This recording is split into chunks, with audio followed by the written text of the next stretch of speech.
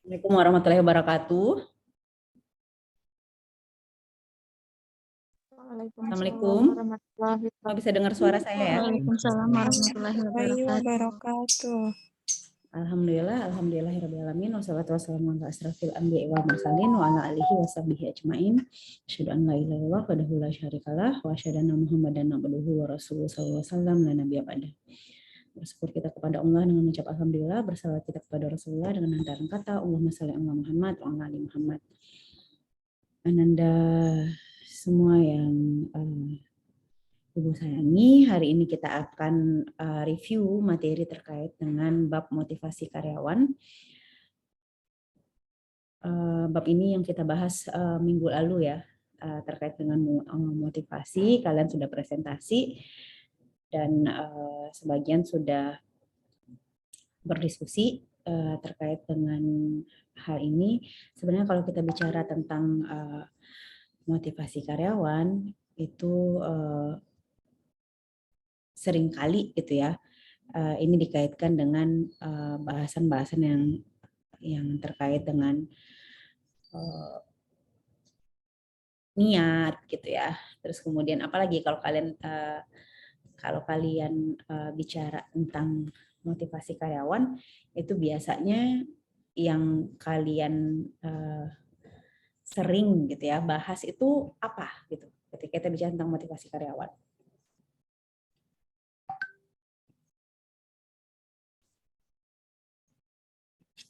Kalau bicara tentang motivasi gitu, kita akan bicara tentang semangat kerja, tentang sikap kerja, kemudian tekanan kerja gitu ya, terus kemudian kesejahteraan, kemudian bagaimana proses kelompok di dalam tim, bagaimana pemimpin kita atau gaya kepemimpinan gitu ya, dan juga teori tentang bagaimana pengembangan dan perubahan yang terjadi di dalam organisasi, karena semuanya itu mempengaruhi dan dipengaruhi oleh motivasi kerja. Nah, di bab ini kita akan lebih banyak fokus ya pada kinerja individu dan efektivitas organisasi. Jadi semua topik yang biasanya didiskusikan dalam bidang psikologi industri dan organisasi pasti ada namanya motivasi ya, pasti ada muncul selalu topik ini. Nah, ini biasanya menarik ya, menarik minat dan perhatian paling besar oleh ilmuwan dan praktisi, dan pengembangan teori-teori motivasi ini terjadi terus-menerus gitu ya, karena semuanya ingin menjelaskan, saking susahnya menjelaskan tentang niat ini gitu ya. Kalau di agama kita mengenal dengan niat, di sini kita melihatnya sebagai motivasi, motif gitu ya, motif, alasan dibalik seorang berperilaku tertentu. Kalau dia bekerja dengan baik, kenapa bisa? Kalau dia juga bekerja buruk, kenapa bisa? Itu semua pasti dikaitkan dengan motif, gitu ya. Nah, ini yang kemudian menggelitik para ilmuwan dan ahli psikologi untuk praktisi juga untuk selalu mencari tahu hal-hal terkait hal ini, karena diharapkan dengan kita mengetahui motivasi, motif seseorang untuk melakukan sesuatu,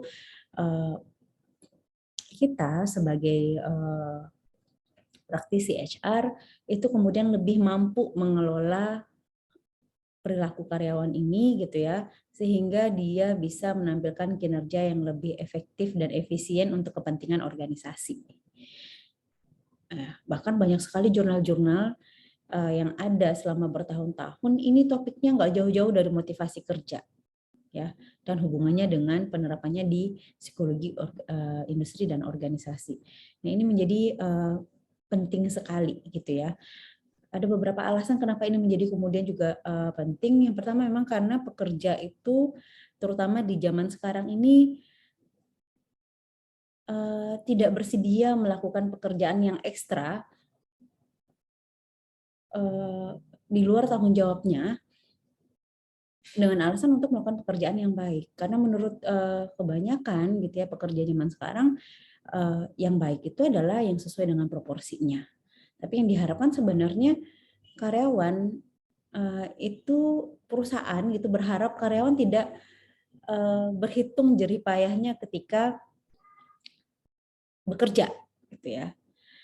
Karena perusahaan itu dalam artian sudah membeli waktu, pikiran, dan tenaganya untuk perusahaan, diharapkan mereka memang jor-joran, tapi ya nggak bisa gitu. Kalau sekarang ya orang realistis saja gitu. Ketika ada hal yang bisa mereka dapatkan dari perusahaan dan itu cukup reliable gitu ya, konsisten, maka itu akan membuat motivasi ini menjadi lebih baik. Gitu. Kemudian yang kedua, semua orang ingin sesuatu untuk mereka. Mereka ingin gaji yang besar, mereka ingin pekerjaan yang bermanfaat, mereka ingin bekerja yang di ruangan ber-AC dan nyaman, mereka ingin semua lingkungan yang menyenangkan dari bekerja gitu ya pada saat mereka bekerja, tapi mereka tidak mau bekerja keras untuk hal tersebut. Ya, kaitin lagi dengan yang pertama, mereka maunya enak, gaji besar, ruangan nyaman, tapi ternyata tidak mau bekerja keras untuk mencapai hal tersebut. Kalau mereka ingin mencapai hal itu, mereka harus bersaing dulu untuk mengisi posisi-posisi strategis, atau mereka harus mengikuti proses seleksi yang juga tidak mudah, atau mereka harus melewati tantangan gitu ya dan membuktikan bahwa mereka layak untuk dipertahankan. Tapi kebanyakan mereka juga secara daya juangnya rendah tapi pengen fasilitasnya yang bagus gitu ya. Ini banyak sekali terjadi di lapangan seperti itu. Kemudian yang terakhir, kebanyakan dari pekerja ini juga sebenarnya cukup kompeten, hanya saja mereka ingin mengambil jalan pintas ketika mereka melakukan suatu pekerjaan. Jadi akhirnya mereka ya hanya tidak termotivasi gitu. Jadi mereka sebenarnya mampu gitu ya, tapi pengennya itu yang cepat aja gitu ya. Akhirnya mereka sendiri tidak termotivasi untuk berusaha, untuk berjuang, untuk membuktikan daya juangnya, untuk membuktikan pada perusahaan bahwa dia adalah karyawan yang harus diperhitungkan. Ya karena dia melihat mungkin hidup ini ya seperti air yang mengalir saja. Hidup ini ya akan jalan, besok pun juga akan datang tanpa dia harus berusaha keras, tanpa dia memberikan hal yang lebih kepada perusahaan gitu. Nah, ini menjadi PR-PR di dunia HRD. Ketika kalian menggeluti dunia HRD nanti kalian akan ketemu model-model karyawan yang seperti ini atau barangkali malah kalian sendiri ya, kan nggak tahu gitu ya. Bisa jadi seperti itu. Silakan refleksi diri gitu ya.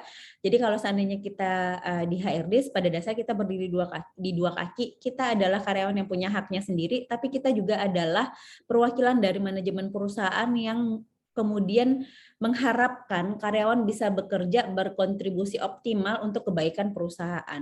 Nah, itu sebenarnya yang harus kalian pahami ketika kalian memilih terjun di dunia ini gitu ya, dunia ke-HRD-an ini gitu ya.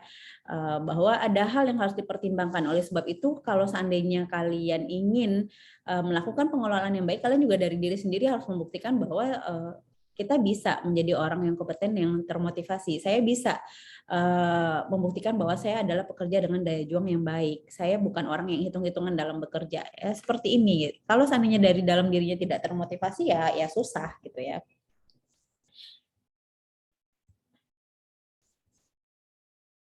Definisi motivasi ya, dalam konteks psikologi industri dan organisasi ini. Dalam konteks psikologi industri dan organisasi, motivasi adalah kekuatan yang mendorong seseorang karyawan untuk menunjukkan kinerja yang baik. Ya, kita kerucutkan lagi ya, karena motif itu secara umum adalah alasan dibalik perilaku seseorang, maka di setting PIO motivasi adalah kekuatan, drive gitu ya, dorongan yang membuat seseorang itu menunjukkan kinerja yang baik. Kemampuan dan keterampilan yang akan meramal seseorang untuk dapat pekerjaannya dengan baik. Jadi bisa dilihat adalah motif sebagai dorongan, motif sebagai kemampuan, ya kemampuan untuk dia kemampuan yang nanti bisa dijadikan alat untuk meramalkan atau memprediksi bahwa si individu ini mampu melaksanakan pekerjaannya dengan baik. Ketika dia sudah termotivasi, otomatis dia akan berusaha secara optimal dalam bekerja. Ya. Dan motivasi merupakan penentuan terhadap apakah karyawan akan mengerjakan pekerjaannya, mampu dan mau, gitu ya. Jadi bukan sekedar mampu. Kalau dia mampu tapi nggak mau, ya nggak jalan juga, gitu ya. Tapi kalau kita bicara tentang motivasi, udahlah dia mampu, dia juga mau melakukan, gitu ya. Dan pengujian hubungan antara motivasi dan kinerja sebenarnya cukup sulit dilakukan. Namun para psikolog secara umum setuju bahwa peningkatan motivasi karyawan akan menghasilkan peningkatan pada kinerjanya. Karena banyak sekali sebenarnya faktor yang mempengaruhi dan dipengaruhi oleh motivasi ini, sehingga kadang-kadang sulit untuk membuktikan apakah benar itu karena motivasinya. Apakah benar ini mempengaruhi motivasinya gitu. Jadi makanya akhirnya penelitian-penelitian terkait dengan motivasi ini selalu berkembang di setting industri dan organisasi.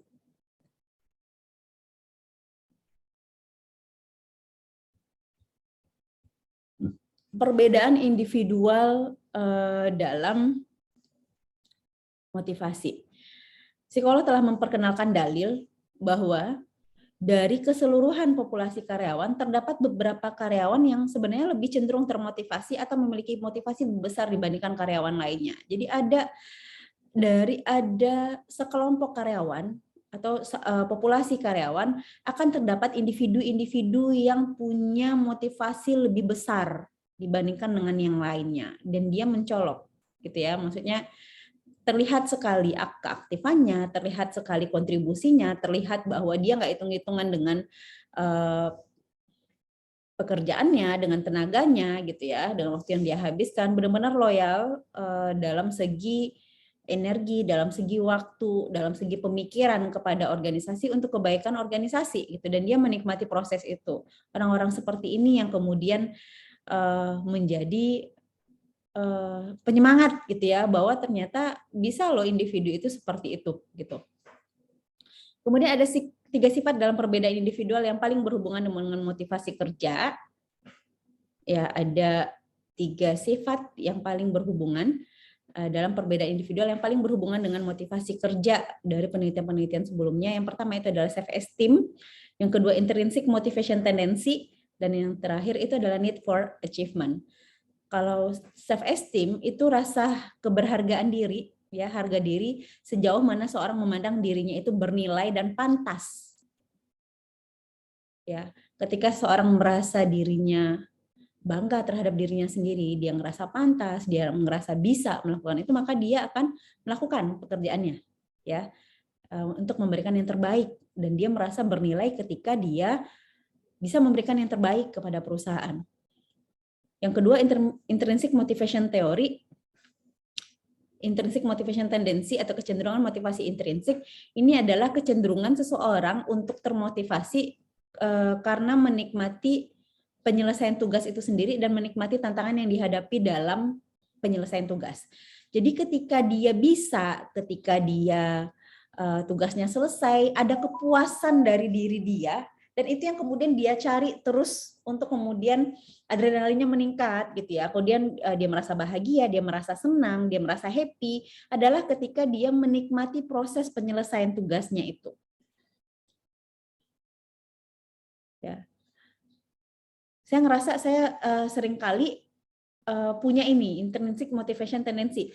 Jadi kalau self esteem bukan sekedar kalau self esteem kita ada keberhargaan diri, mungkin kita akan proses membanggakan diri dan kita membandingkan dengan orang lain gitu ya. Karena saya ngerasa saya pantas, saya ngerasa saya berbakat, saya ngerasa saya lebih baik dari orang lain. Tapi kalau intrinsic motivation tendency bukan untuk membanding-bandingkan dengan orang lain, tapi murni karena mencari kenikmatan penyelesaian tugas, ya, mencari kenikmatan proses penyelesaian tugas dan menganggap semua tugas itu adalah punya tantangannya masing-masing. Ketika selesai, berarti dia sudah mampu menyelesaikan tantangannya, dan itu menyenangkan, ya.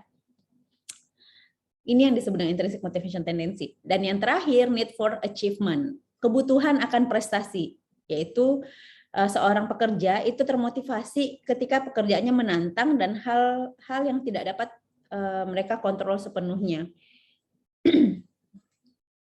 Dia melihat bahwa dia membutuhkan prestasi, dia membutuhkan pencapaian gitu ya. Dia punya target untuk karirnya step by step-nya itu seperti apa. Biasanya orang-orang need for achievement itu dia punya planning yang jelas tentang nanti saya setahun lagi mau ngapain, menjadi apa. Untuk itu saya harus ngapain gitu. Ada planning-planningnya. Dan setiap step by step itu dianggap sebagai sebuah tantangan. Dan dia tahu betul bahwa untuk dia sampai pada satu batu lompatan itu ada hal-hal yang tidak mereka kontrol, ya terutama dalam hal penilaian terhadap kinerjanya itu kan bukan kontrolnya dia, tapi dia hanya berusaha yang terbaik. Nanti yang menilai adalah HRD atau atasannya, gitu ya. Itu sesuatu yang tidak bisa dia kontrol, atau mungkin kondisi perusahaan yang bisa berubah-ubah, sehingga itu menjadi tantangan tersendiri bagi dia.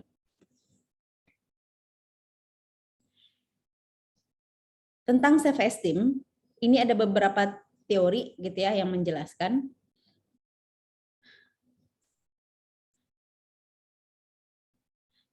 Yang pertama teori konsistensi dari Korman yang menyatakan bahwa karyawan dengan tingkat harga diri yang tinggi akan lebih termotivasi dan memiliki kinerja yang lebih baik dibandingkan dengan karyawan dengan harga diri yang rendah. Jadi ada korelasi antara harga diri dengan kinerja. Ya, korelasi positif. Ketika harga dirinya naik, self esteem-nya naik, maka kinerjanya juga tinggi. Ketika self esteem-nya rendah, dia merasa dirinya tidak berharga, maka kinerjanya juga rendah. Karyawan akan merasa nyaman ketika dirinya lebih termotivasi untuk menunjukkan kinerja yang lebih baik dibandingkan dengan karyawan yang lain yang merasa dirinya tidak pantas atau tidak bernilai.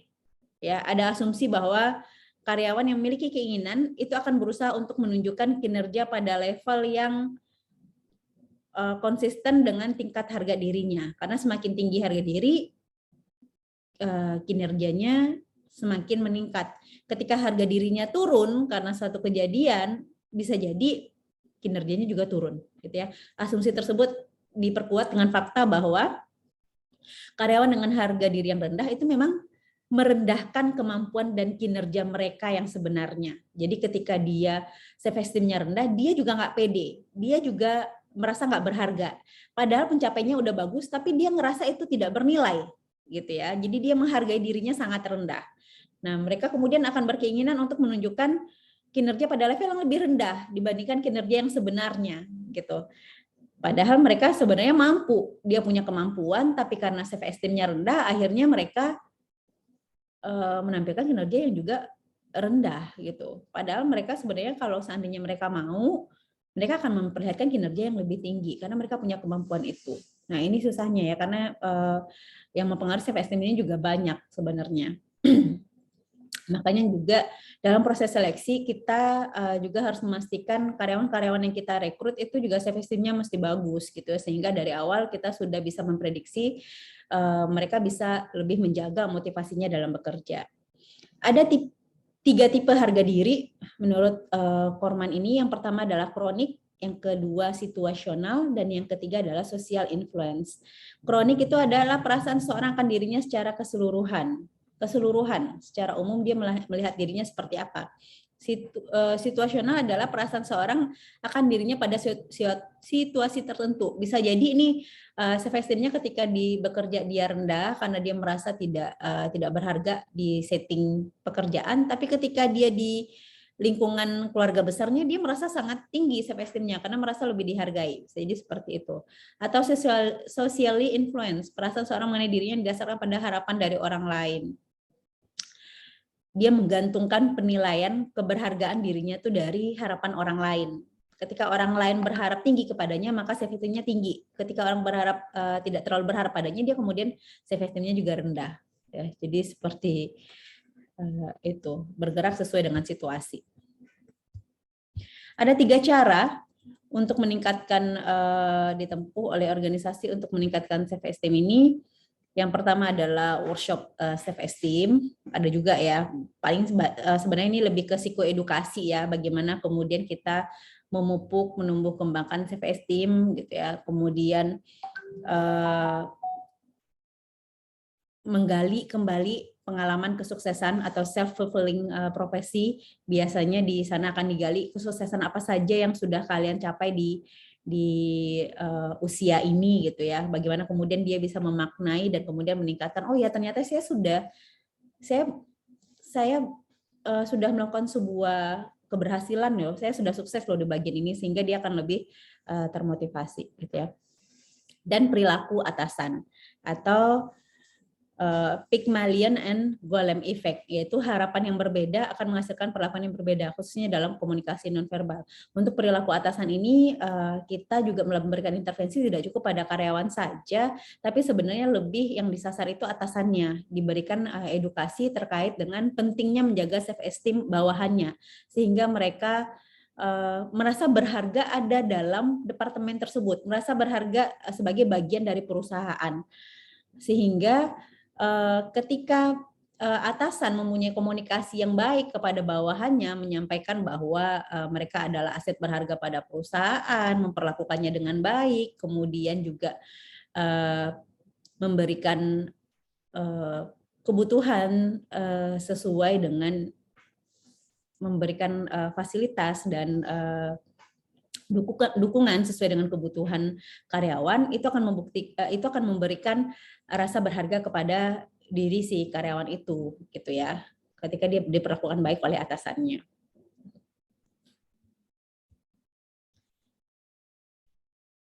Motivasi intrinsik ya, yang tadi intrinsic motivation tendency, biasanya karyawan dengan motivasi intrinsik ini akan termotivasi untuk menunjukkan kinerja yang baik karena mereka menikmati proses penyelesaian tugas dan juga menikmati tantangan dihadapi dalam proses tersebut. Karyawan dengan motivasi ekstrinsik akan termotivasi untuk menunjukkan kinerja yang baik karena ingin menerima penghargaan atau menghindari konsekuensi negatif bila tidak menyelesaikan pekerjaan. Kalau intrinsik, dia menikmati proses yang terjadi, proses pencapaian hasil dari pekerjaannya, ya, dari proses kerjanya.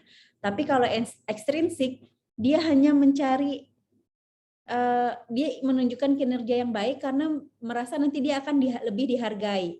Dengan dia mendapat kinerja yang baik, dia akan tidak akan dihukum, tidak akan diberikan SP karena tidak capai target, tidak akan diberikan penilaian buruk karena tidak menyelesaikan pekerjaan.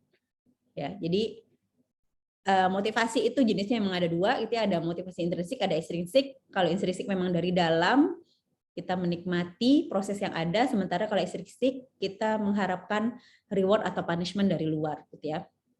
Nah, salah satu alat ukur terhadap motivasi intrinsik dan ekstrinsik ini adalah WPI atau Work Preference Inventory, yang menghasilkan skor pada dua dimensi motivasi intrinsik, yaitu kenikmatan dan tantangan, dan serta dua dimensi motivasi ekstrinsik, yaitu kompensasi dan outward orientation. Ya, apalagi kompensasi. Kalau orang bekerja hanya lihat-lihat gaji, berarti dia masuknya ke ekstrinsik motivasi. Tapi kalau dia nggak lihat perusahaannya besar apa enggak, tapi dia lihat saya akan berkembang di sini, karir saya akan bagus, berarti dia sudah mulai membangun motivasi intrinsik ya sejak di awal dia masuk.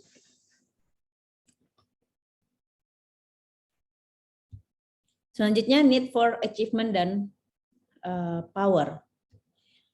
McClellan berkata bahwa karyawan itu memiliki tingkat motivasi yang berbeda-beda berdasarkan kebutuhan akan prestasi, afiliasi, dan kekuasaan. Need for achievement, need for affiliation, and need power. McClellan melihat ada tiga kebutuhan dasar manusia: pencapaian prestasi, kemudian membentuk relasi atau afiliasi, dan kebutuhan akan kekuasaan.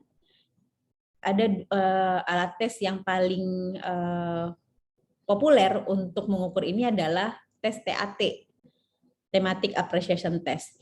Biasanya karyawan dengan need for achievement yang tinggi ini akan termotivasi oleh pekerjaan yang menantang dan cenderung tidak terkontrol oleh dirinya, karena dia ngerasa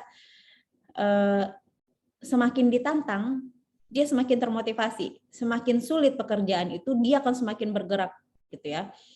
Tapi kalau need for achievement-nya rendah, dia lebih puas dengan pekerjaan yang melibatkan sedikit tantangan dan memiliki kemungkinan besar untuk sukses. Jadi dia need for achievement rendah ini orangnya slow gitu ya. Jadi dia kalau bisa itu tantangan nggak usah muluk-muluk lah, dan kemungkinan suksesnya itu ya di atas 50% gitu. Berarti ini need for achievement-nya rendah.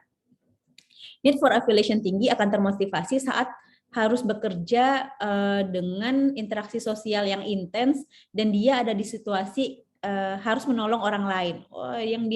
Yang dia nikmati itu adalah harmonisasi hubungan antar rekan kerja, kemudian hubungan yang baik dengan atasan gitu ya, kemudian teman-teman yang dekat, kongko-kongko setelah jam kerja, itu yang paling dicari oleh orang-orang dengan need for affiliation yang tinggi ya. Di dunia kerja itu dia berharap ketika dia masuk ke tempat kerja yang baru, maka dia akan ketemu sama orang-orang baru. Dia akan dapat teman baru gitu ya. Makin rame circle-nya gitu. Sementara need for power yang tinggi, ini akan termotivasi oleh keinginan untuk mempengaruhi orang lain dibandingkan kesuksesan itu sendiri. Sebenarnya dia bukan pekerjaan selesai yang dia cari oleh orang need for power ini, tapi jabatan. Karena dengan jabatan, dia jadi bisa punya kekuatan untuk mempengaruhi orang lain. Nah, ini need for power. Jadi kalau seandainya orang bekerja memang hanya untuk cari jabatan, kemungkinan besar need for power-nya tinggi gitu ya. Kemudian ada juga kombinasi need for achievement dan need for power yang tinggi. Ini biasanya orang-orang dengan kriteria ini biasanya bisa menjadi manajer yang baik, karena untuk menjadi manajer memang dia harus mampu mempengaruhi orang lain dan punya kebutuhan untuk mempengaruhi orang lain gitu ya, tapi dia harus punya need for achievement yang tinggi juga, kalau enggak jadi dia nggak bagus, dia nggak bisa ngelit dirinya sendiri ya. Need for achievement ini untuk ngelit dirinya sendiri untuk dia bisa termotivasi mengerjakan tugasnya dan menyelesaikan gitu ya, kemudian selalu tertantang untuk mendapatkan pekerjaan-pekerjaan setelahnya gitu ya. Kemudian ada teori employee values expectation. Ya, employee values expectation, ekspektasi nilai karyawan. Employee values and expectation ya. Employee values and expectation. Nilai karyawan dan harapan. Yang pertama ini adalah terkait dengan motivasi dan kepuasan kerja. Kemarin kita bahas tentang kepuasan kerja, ini dekat sekali juga hubungan dengan motivasi, karena ini suatu yang jalan secara beriringan gitu ya, karena motivasi dan kepuasan kerja ini ditentukan oleh kesesuaian antara apa yang kita inginkan, apa yang kita hargai, dan apa yang kita harapkan dengan apa yang kita terima secara nyata ya. Kenyataannya itu kita menerima apa. Motivasi dan kepuasan kerja itu bisa berbeda-beda pada individu. Ketika kita sudah melakukan apa yang harus kita lakukan, ternyata kita tetap tidak dihargai, bisa jadi kita termotivasi tapi kita kemudian tidak puas gitu ya. Tapi ketika kita punya harapan, kita sudah termotivasi, kita punya harapan, dan perusahaan juga mampu mewujudkan harapan tersebut sesuai dengan porsi yang sudah kita berikan, maka kita akan timbul rasa kepuasan ya, dan disebut dengan kepuasan kerja. Yang kedua, harapan karyawan. Harapan karyawan ini hal yang terkait dengan apa yang diinginkan oleh organisasi dengan kenyataan yang dihadapi oleh karyawan. Karyawan punya ekspektasi, dia membangun ekspektasi kira-kira perusahaan bisa memberikan apa sesuai dengan apa yang sudah diberikannya juga kepada perusahaan, sesuai kenyataan apa tidak ya, sesuai kenyataan atau tidak, atau dia menerima di bawah ekspektasi yang dia harapkan, atau justru sebaliknya over ekspektasi gitu ya, jadi yang dia terima itu di atas dari apa yang diharapkan, mungkin kepuasannya akan jadi lebih tinggi lagi. Yang ketiga, kebutuhan, nilai, dan keinginan karyawan terkait dengan 3 teori besar mengenai kebutuhan lain dan nilai. Ada beberapa nilai dan keinginan karyawan yang bisa dijelaskan dengan teori motivasi. Yang pertama, teori motivasi Maslow. Yang kedua adalah teori ERG. Yang ketiga adalah teori 2 faktor, hidden factor dan motivators. Ini semuanya teori motivasi. Kalian mungkin sudah mendapatkan juga di fungsi-fungsi psikologi ya harusnya secara umum tentang bab motivasi.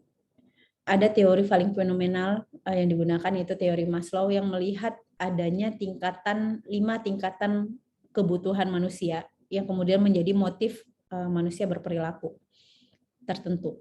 Yang pertama, yang paling rendah itu adalah manusia harus terlebih dahulu memenuhi kebutuhan biologisnya, yaitu sandang, pangan, papan.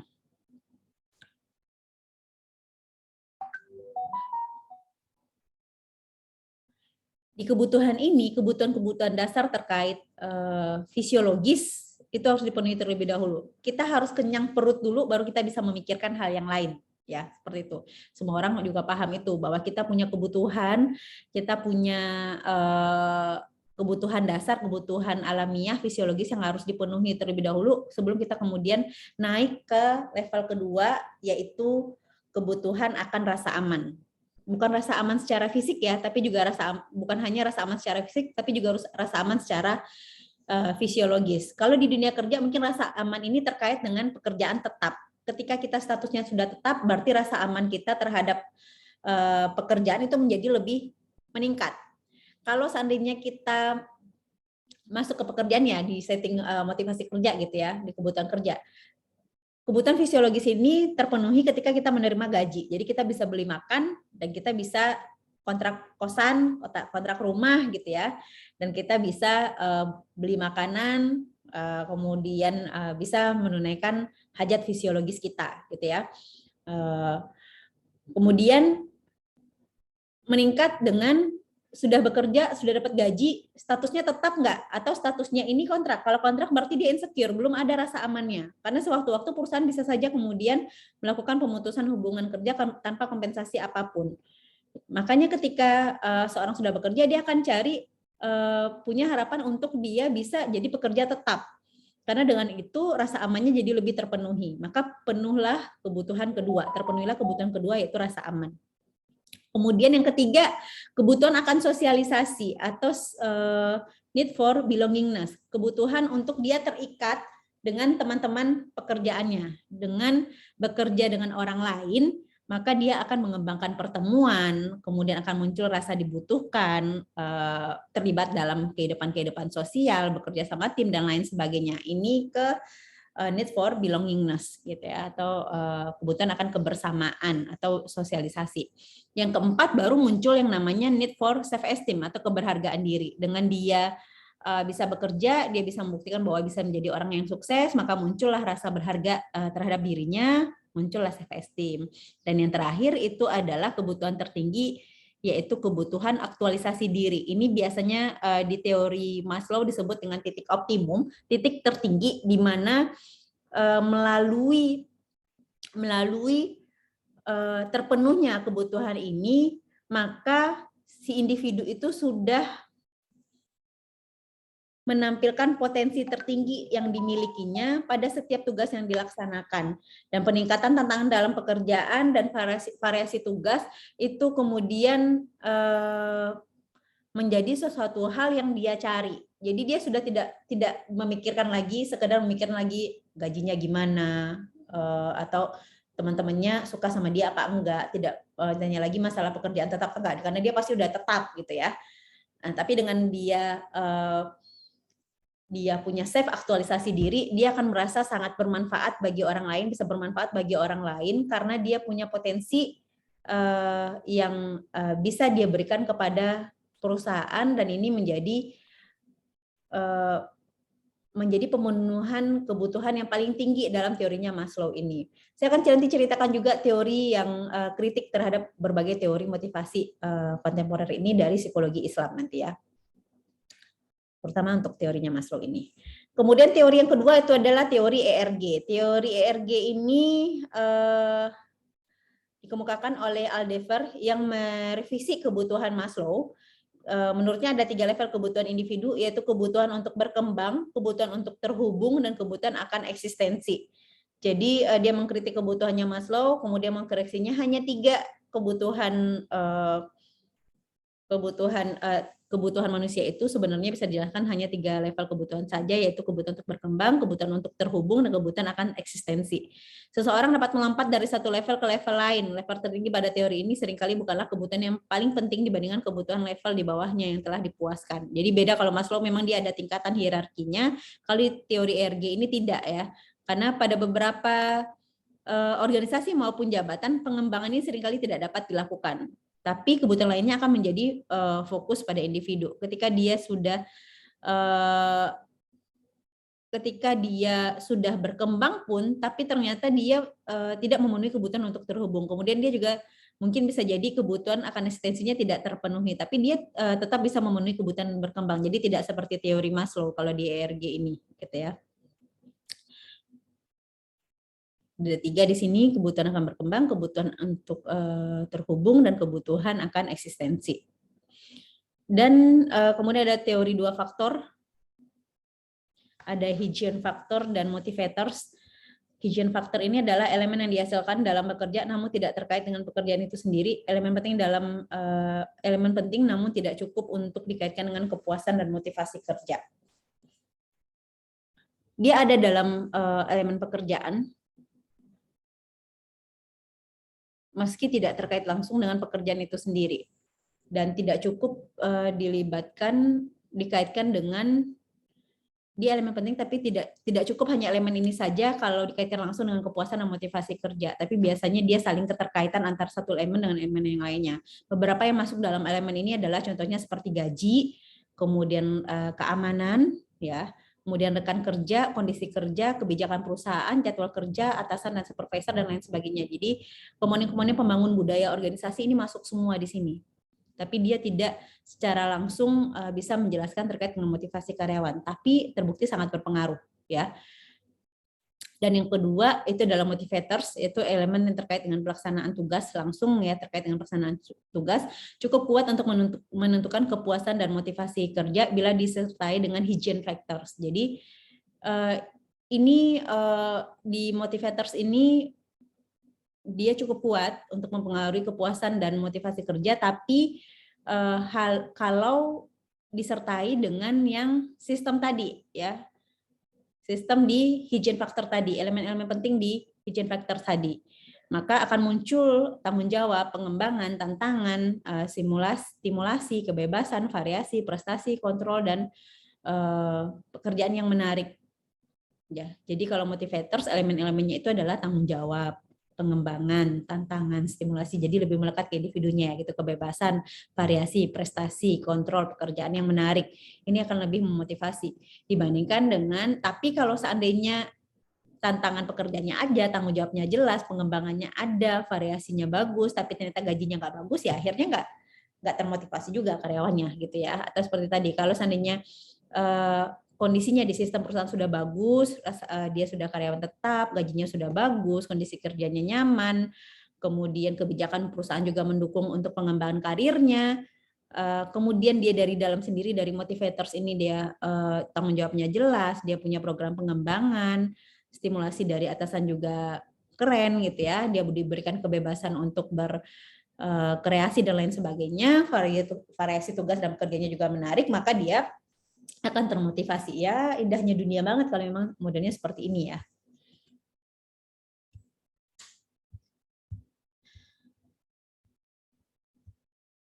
Goal setting, effective goal setting, effective setting,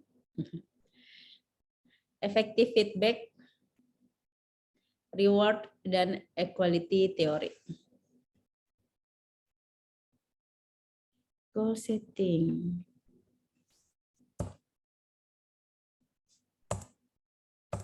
Goal setting, effective feedback, rewards,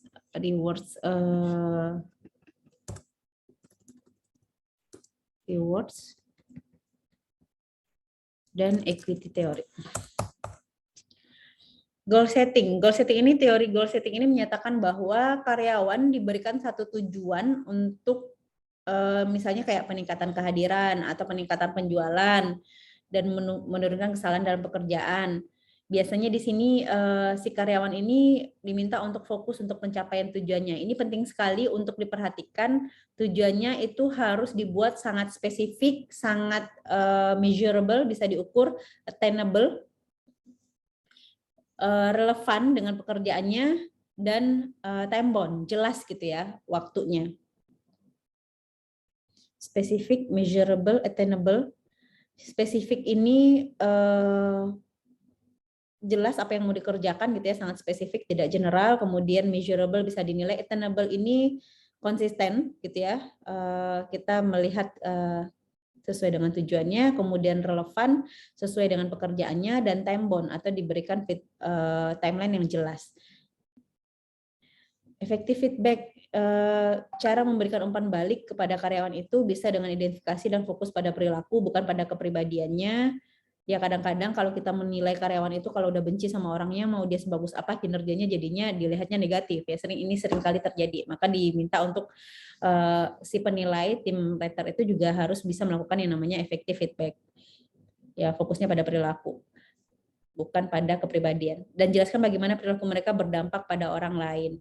Kita harus melakukan edukasi bahwa bisa jadi si karyawan ketika dia melakukan tindakan yang sifatnya negatif, tapi ternyata dia tidak aware bahwa ini mempengaruhi juga kondisi lingkungan kerja. Nah, dia harus diberikan pemahaman tentang hal ini, bahwa responnya di dunia, di lingkungan kerja ternyata berdampak buruk juga terhadap motivasi karyawan lain gitu ya.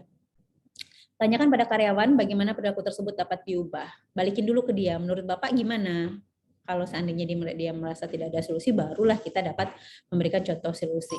Jadi paling enak itu ketika ada masalah, kemudian kita diminta untuk memberikan feedback, minta dulu solusinya sama dia. Siapa tahu dia punya solusi, dia udah tahu solusi tapi nggak tahu minta bantuan ke siapa untuk menjalankan solusi tersebut. Nah, kita bisa kasihkan jalannya kalau menurut kita memang solusi yang ditawarkan itu efektif. Tapi kalau seandainya dia memang nggak punya solusi, kita bisa berikan tawaran alternatif solusi yang bisa dia lakukan.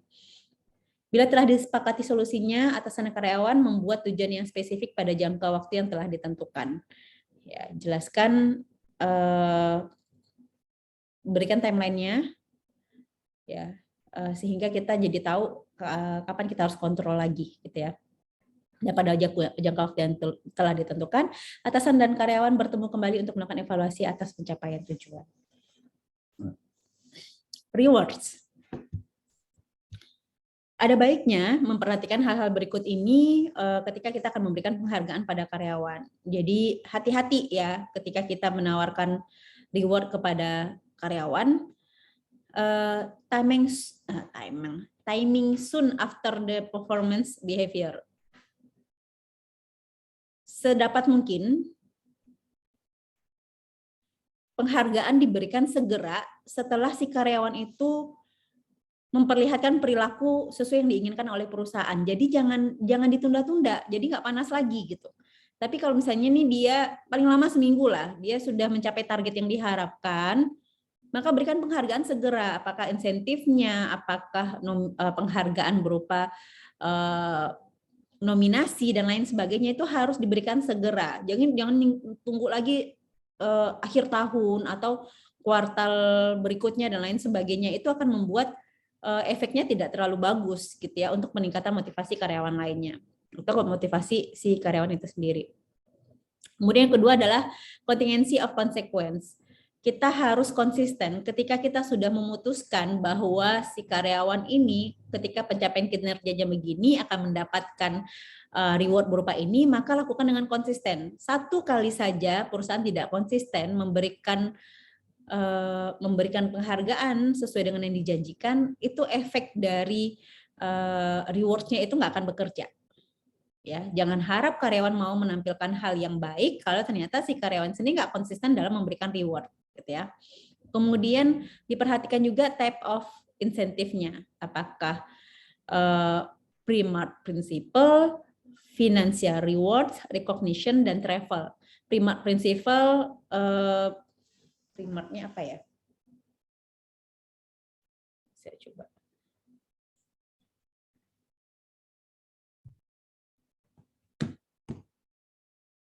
Saya agak-agak lupa nih. Bentar ya. Primart.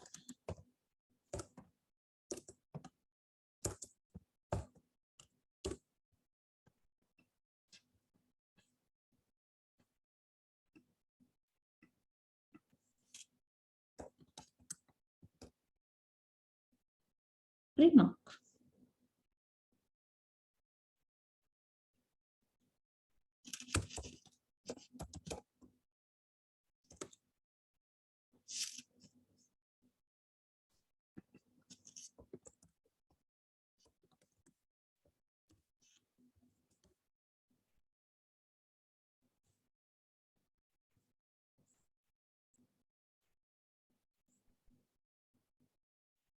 Primark Principle ini adalah berupa teori penguatan yang mengatakan bahwa perilaku yang kurang diinginkan dapat diperkuat dengan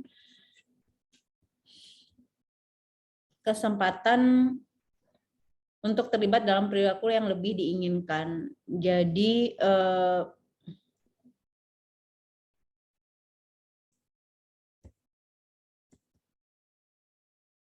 pencetusnya memang David Primark namanya ya, maka disebut Primark. Primark itu bukan bahasa Inggrisnya tapi nama orang, makanya jadi saya kurang ini. Jadi menurut si Primark ini, David Primark ini, prinsip Primark ini menyatakan bahwa perilaku probabilitas lebih tinggi akan memperkuat perilaku yang kurang mungkin. Ini kayaknya ngemodifikasi perilaku ya, bahwa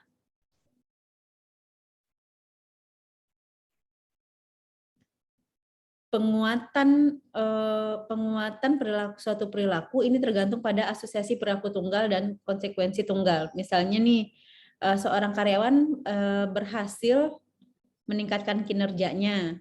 Nah, perilaku bekerjanya yang menghasilkan kinerja yang baik ini akan diperkuat itu jika si atasannya ini memujinya. Jadi ketika jadi ada penguatan dari perilaku lain.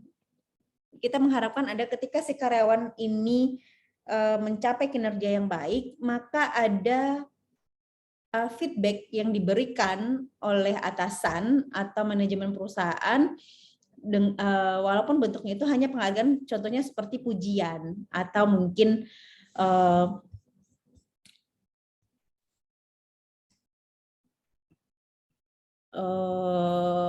penghargaan gitu ya. Ini kemudian menjadi penguat untuk dia kembali mengulangi dan mengembangkan perilaku yang dipuji tersebut. Seperti itu ya. Pemahaman saya seperti itu.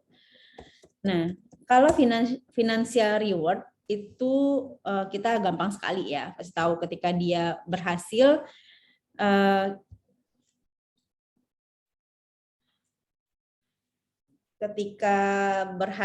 maka akan diberikan insentif berupa uang, itu bentuk finansial atau kenaikan gaji. Nah, ini untuk penguat dari insentifnya sendiri. Kemudian recognition ini berarti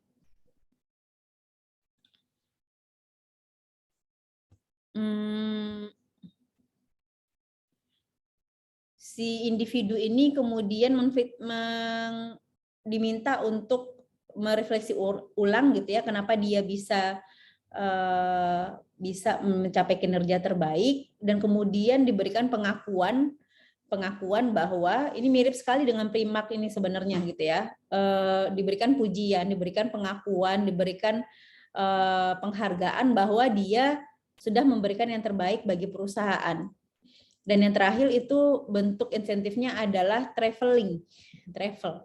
Jadi karyawan diberikan hadiah jalan-jalan. Ini banyak sekali, ada beberapa perusahaan, saya lihat perusahaan lokal terutama gitu ya, dan nasional juga banyak. Biasanya setiap akhir tahun setelah mereka review pencapaian akhir tahunnya dan sudah disisihkan gitu ya, pencapaian perusahaan untuk penambahan aset perusahaan, akhir sisanya bisa digunakan untuk karyawan jalan-jalan, terutama untuk cabang-cabang yang kinerjanya bagus gitu.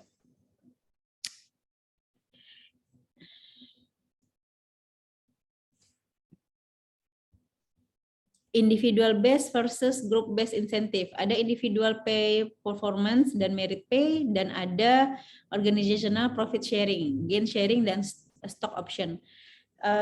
kita memberikan insentif ini sifatnya lebih banyak ke finansial sih sebenarnya ya. Kalau individual berarti kita sifatnya adalah memberikan insentif sesuai dengan performa dari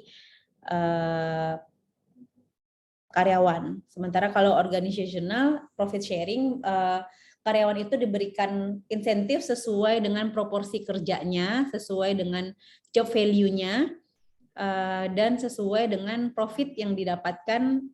Profit perusahaan itu dibagi sesuai dengan fungsi dan peran si individu itu di dalam organisasi.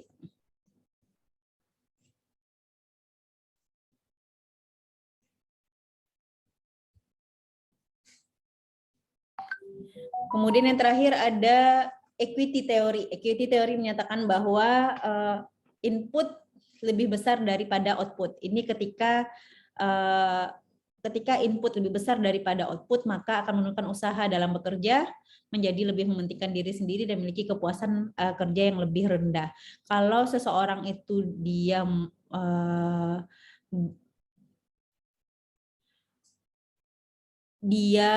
mengharapkan perusahaan saja yang memberikan keuntungan kepadanya, dan dia milih-milih dalam bekerja, atau dia perhitungan dalam ini ya, tenaga dan lain sebagainya, ini efeknya akan seperti ini. Dia akhirnya usahanya nggak ada, dia lebih memikirkan tentang haknya saja, dan dia biasanya ini terkait juga dengan kepuasan kerja yang rendah. Tapi kalau sebaliknya, input lebih kecil daripada output, dia akan lebih sulit dipersuasi oleh rekan kerja yang dihargai lebih rendah, tidak merasa bersalah, bekerja lebih keras, dan lebih berorientasi pada kelompok.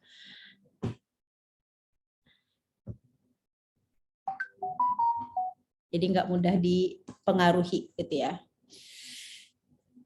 Oke, sudah slide terakhir. Sampai sejauh ini ada yang mau bertanya? Saya juga mau menjelaskan tentang teori motivasi yang dikembangkan oleh ahli psikologi Islam, yaitu Bapak Bagus Riono dari UGM, yang menemukan teori model matematika, teori model ruh, dan anchor. Dia menjelaskan bahwa ada banyak teori motivasi yang saat ini digunakan ternyata tidak cukup menjelaskan motivasi yang terkait dengan kebutuhan untuk beribadah, kebutuhan akan Tuhan. Ya, karena ini pendekatannya adalah psikologi Islam. Ada orang bekerja itu niatnya memang hanya ibadah. Ada ya, orang itu bekerja, dia nggak mencari penghargaan orang lain, dia tidak memikirkan gaji, dia tidak memikirkan bagaimana respon sosial terhadap dirinya, dia tidak memikirkan bagaimana kemudian orang menghargainya atau memandangnya, tapi memang niatnya itu hanya mencari keridaan Allah. Itu ada. Kalian ketemu orang-orang yang kayaknya sudah mencapai tahap kebijaksanaan sampai sejauh ini, dan ini tidak bisa dijelaskan oleh teori-teori yang tadi saya jelaskan.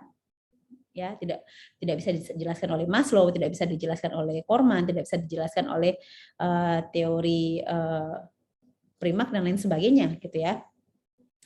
Teori the Human Motivation Model ini merupakan gabungan dari beberapa teori yang ada sebelumnya yang kemudian disempurnakan, disintesiskan sehingga menghasilkan model seperti ini. Ya, bahwa untuk menjelaskan motivasi kita akan bicara dari bawah, itu adanya urge. Urge itu adalah dorongan. Urge itu adalah drive. Urge itu adalah bagaimana kemudian kita mengontrol hawa nafsu kita. Dan kita sebagai manusia akan semuanya punya freedom to choose. Punya kebebasan untuk memilih apakah kita melakukan sesuatu itu karena insentif, karena adanya ekspektasi, harapan, atau karena adanya reinforcement, atau karena challenge, karena kita menganggap itu sebagai sebuah tantangan, karena ingin mencari tantangan, karena ingin ada tekanan, ya. Ketika tekanan itu, maka dia akan menurunkan motivasi. Ketika dia punya harapan, itu akan meningkatkan motivasi. ketika dia melihat tantangan itu sebagai sebuah tantangan yang harus dikerjakan, maka challenge seeking gitu ya, dia akan meningkatkan motivasi. Tapi ketika challenge atau tantangan, misalnya kayak target gitu ya, target kerja itu dianggap sebagai tekanan, itu justru akan menurunkan motivasi. Jadi balik lagi, kita mau lihatnya itu sebagai apa? Apakah sebagai insentif ataukah sebagai challenge ya? Kondisi-kondisi yang kita temui di lapangan kita akan melihatnya sebagai apa? Yang akhirnya mengarahkan kita pada meaning. Meaning itu adalah pemaknaan yang setiap orang itu bisa beda-beda. Meaning inilah kemudian menentukan kita itu sebenarnya menyandarkan alasan kita untuk berperilaku itu seperti apa. Meaning inilah yang bisa menjelaskan ketika kita melihat pekerjaan itu ada ibadah, itulah meaning yang kita gantungkan di paling ujung gitu. Tapi kalau kita melihat meaningnya adalah bekerja itu adalah bisa jadi karena aktualisasi, bisa jadi karena di semuanya bisa di sana, bisa jadi hanya karena gaji, bisa jadi karena hanya lingkungan kerjanya enak, bisa jadi karena saya bekerja di sana karena saya merasa dihargai, saya punya prestasi yang bagus, kemudian saya merasa bermanfaat bagi orang lain, itu sampai self actualization gitu ya. Tapi ketika hanya bicara tentang gaji, mungkin itu di teori Maslow itu hanya sampai fisiologi saja. Ketika saya bicara, karena saya sudah bekerja tetap, makanya saya bertahan di perusahaan tersebut, berarti dia fokusnya di secure atau di keamanan. Tapi kalau dia bicara tentang saya pengen memberikan manfaat kepada orang lain yang lebih banyak, mungkin sudah di actualization. Saya bekerja itu karena saya menikmati orang tua saya bangga ketika menceritakan saya pada tetangga, berarti itu self esteem ya. Tapi kalau kemudian ada meaningnya adalah ya karena saya berasa pekerjaan itu ibadah gitu ya. Kalau udah ngomongin kayak gitu, kayaknya udah lewat semuanya gitu ya, bukan sekedar fisiologis, bukan sekedar rasa aman, bukan sekedar self belongingness, bukan sekedar self esteem, bukan sekedar self actualization, tapi sudah mencari keridaan Tuhan, dan ini ada di meaning. Ya, ini teori inilah yang mampu mengakomodir semua teori-teori yang ada, termasuk dengan pendekatan keislaman. Sampai sejauh ini yang saya lihat. Gitu. Nanti kalian bisa baca lagi teori ini, dan ini masih sangat mungkin untuk kalian kembangkan. Barangkali kalian tertarik untuk meneliti hal yang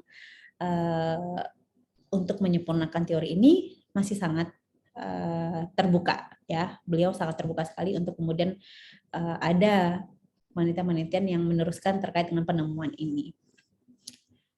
Oke, sekian dari saya. Sampai sejauh ini apakah ada yang mau bertanya?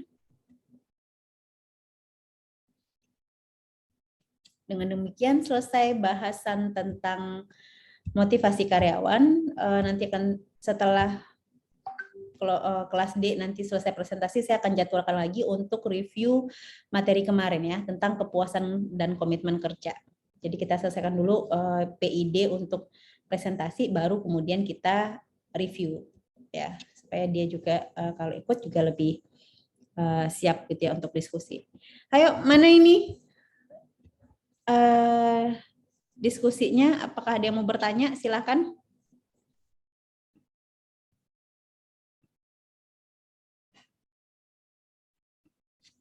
Apa sudah cukup jelas? Dulu saya berharapnya seperti di kelas PIC kemarin ya, diskusinya. Mana nih si Diori Antomi, datang nggak? Nah, awas kalau nanti di ini nggak datang ya.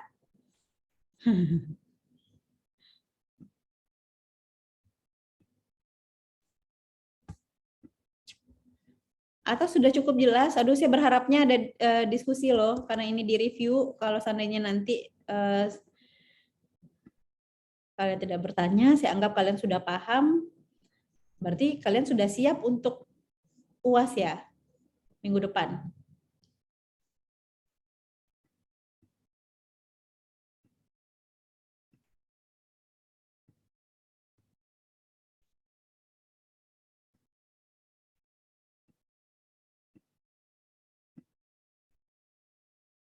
Bagaimana? Ada?